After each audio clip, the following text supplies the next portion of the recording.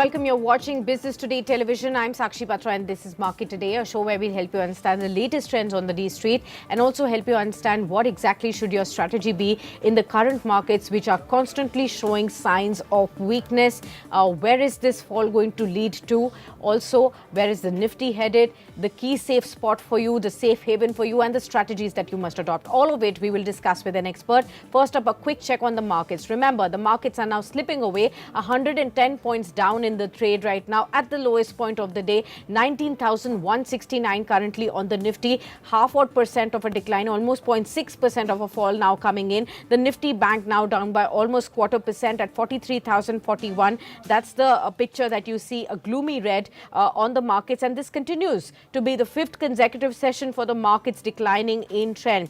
370 points of a fall for the Sensex as well, which is now trading around 64,200 odd levels. When we talk about the sectors, just barring the PSU banks and the metals that are holding the fort in the green, rest of the sectors have all slipped into the red, led by the fall in the realty space now, that's down by over 1.2%. You also have the IT pack that's now sharply declining in trend, contributing to the downside in the markets. 1% downfall for this one. Healthcare stocks have fallen, almost 0.9% of a fall for this one. The broader markets seeing a sharper fall, a swift fall coming in for both mid caps and the small cap 100 index. Small caps losing faster than even mid caps as well, now down by 0.6%. Remember, the small cap 100 index just a few minutes back was holding up into the green, but very sharp fall coming in, swift fall coming in for the broader markets. Both small cap 100 and the mid cap 100 index now down in trade as well. FMCG counters, oil and gas, Nifty bank, private banks, all of them down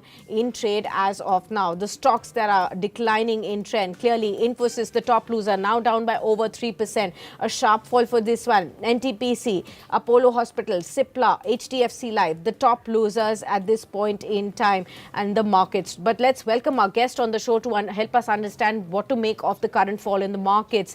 Vineet Bolinchkar now joins in, Director Research, Ventura Securities. Welcome, sir, and thank you so much for taking the time out. What do you really sense as far as markets are going? Now we are below 19,150. Was this a level that you were anticipating? 5 straight days of fall. What is the reason? No, absolutely. Prima facie is the war, and its complications. It's a more complicated war than the Ukraine-Russian crisis. It's more geopolitical, and its fallout is going to be devastating for India if we consider that the fact that the Middle East is where we get the bulk of our oil and gas. It is also important shipping lines, so you have transport rates by sea also shooting through the roof. The insurance premiums going up. So we are going to see a substantial slowdown in a large part of the global economy, notably markets to which India is ranks among the major export markets. And you can see this play out in the oil prices. So despite the geopolitical risk going up, oil prices are actually down on the day, right? So that is telling you the extent of the slowdown. Even the interest rates which were there in the US had gone above 5 for all the 3 to 10 and 30-year category are also now inching back in. While that is good news from the financial segment, but the war is now paramount over it. Second thing is we've taken out very critical levels on the index, and I think now the support level is going to come to the 200 DMA, which is between the 18,600 and 18,700 levels. Okay. Apart from this, if you see the momentum players, they have all started now sliding. So we are going to see increased momentum selling take place. Okay, but how much more downside do you see? Where do you see this fall stopping at? See, I think too early to say anything, but I think, and because the situation is, getting, is very fluid. One day it can be something, one day it can be different. So, you can't really take a call on the geopolitical situation. So keeping that in mind, I think this is not the time to buy.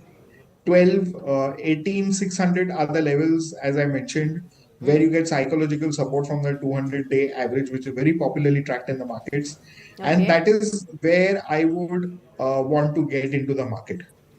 Segments that look good is absolutely, obviously, infrastructure plays, because that is which is very sacrosanct. Second is domestic pharma stories. Third is we are looking at also the export pharma business. The other sector that we want to track is the fossil fuel space, oil India, ONGC, sale and explorations. Then we would be looking at some of the fertilizer plays, as well as some of the fintech companies where we believe there is a lot of room for growth. Okay, but Mr. Pulinchkar, is it just the geopolitical tensions that is leading to this sharp fall, or are there other reasons as well, more global and domestic factors as well contributing to this fall? So, as I mentioned, primarily it's geopolitical and it's fallout. So, we Yeah, already have the US in a kind of a very doomsday kind of scenario with their yeah. runaway fiscal deficits and debt problems. But more important is the aftermath of this, which we're going to see play out in the first quarter of 24. There I think there's going to be a domino effect of loan repricing where businesses which were born in the 2020s post covid, they will have to reprice their debt. There will be the guys who are on dole and can't roll over their credit. And in a war like scenario, the first thing that goes up is the cost of living, right? Yeah. Food and essentials. So that is also a concern out there. So I think there is a veritable situation which warrants attention, and you will quickly see the domino kind of shape out here. Additionally, in India, when you focus on IT stocks which are directly 50% exposure to the US markets, will also come in because there will be postponing IT spend as much as you want. There will be repricing of robotic jobs which can be displaced vis-a-vis humans and artificial learning. And the third thing is the banking sector, where because the democratization of the entire space, there is no veritable differentiation between a private bank player and a public bank player. And then we are going to see margins thin as each person gets a leg up on the technology curve. Okay.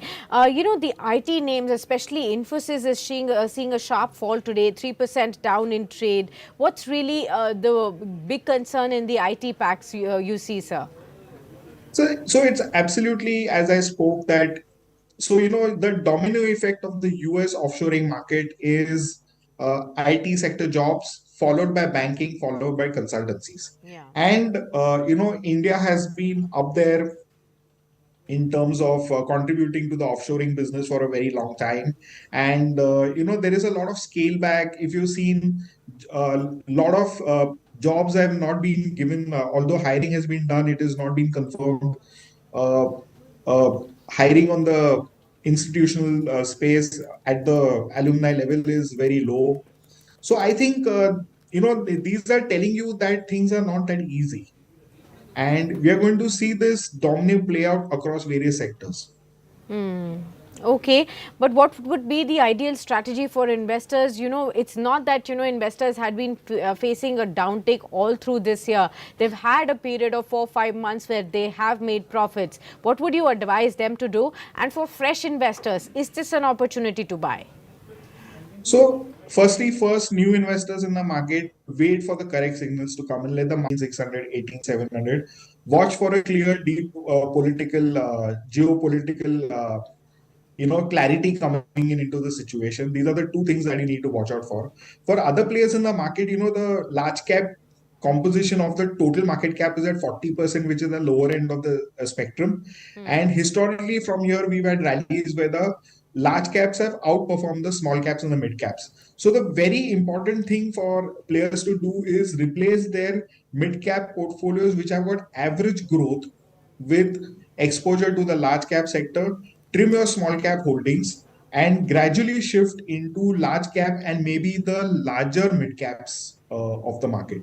And in terms of sectoral allocations, pharma, manufacturing, and EMS space are the places to be in. Okay, but is this also a time to perhaps increase allocation to the other asset classes, or should one continue to stick with equity? Is this a time to perhaps add on more gold to provide that extra Yeah, diversity at this point? Yeah. gold has not gone up because the interest rates were going up. But if you feel that the interest rates have stopped climbing, then the focus will be on gold, and gold can climb substantially. I think psychological level of 2000 is what you should be watching for. If the gold settles above this level, then adding to this can give you very good returns. I would like to take you back to the 1970s when the US defaulted on dollar payments in 1967. And from there, for another 40 years, for the next 10 years, gold went up 20x. So in 1981, the Fed rate was double digits. And that is what it took of the markets to bring the price of gold to a halt. And in that interim period, gold went up 20 times. So I think gold is at that phase where we have got black swan events playing out.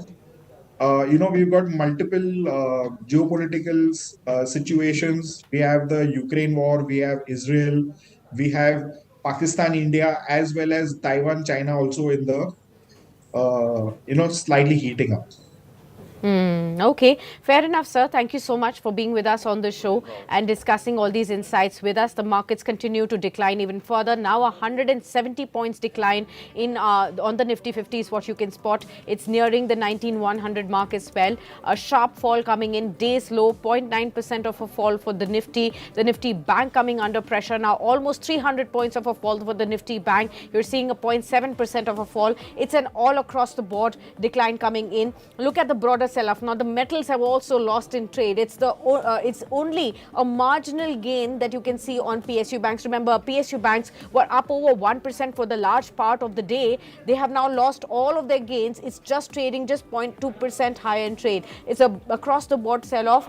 And of course, it's the IT pack, the realty, healthcare, and these are the sectors and the broader markets that are continuing to fall at this point in time. Some more concern coming in. Mr. Bulichka believes that, fresh investors should wait for clear signals. 18,600 is where he believes that the markets could be heading to if this fall is not arrested right here.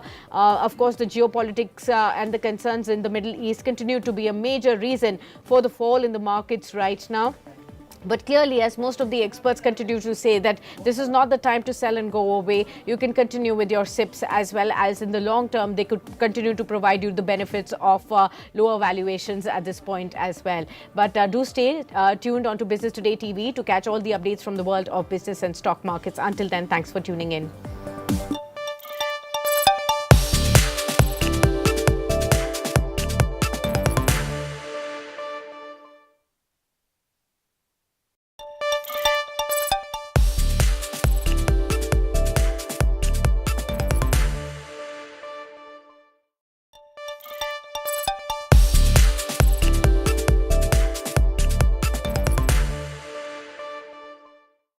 Welcome to our special edition of Market Masters, where we get you to meet exceptional talent on Dalal Street as also globally.